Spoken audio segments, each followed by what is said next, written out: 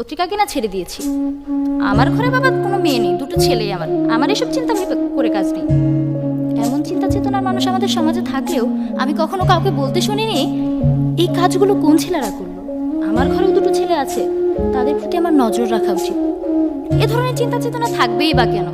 পুরুষ তো নিশাচর প্রাণী, তার অবাধ স্বাধীনতা। সন্ধ্যায় নিরে ফেরা পাখি হচ্ছে নারীরা, তাদেরকে তো সন্ধ্যায় ফিরতেই হতো।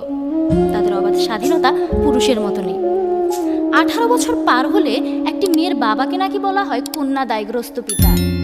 আর 25 আর 26 বছর পার হওয়ার পর একটি ছেলের বাবা একটি স্বপ্ন দেখে তার ছেলে এখন সংসারের দায়িত্ব নেবে।